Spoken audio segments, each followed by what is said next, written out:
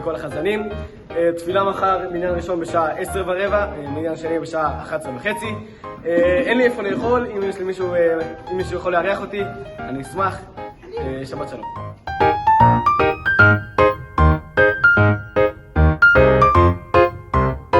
טוב, יאללה, מי עולה להרביץ?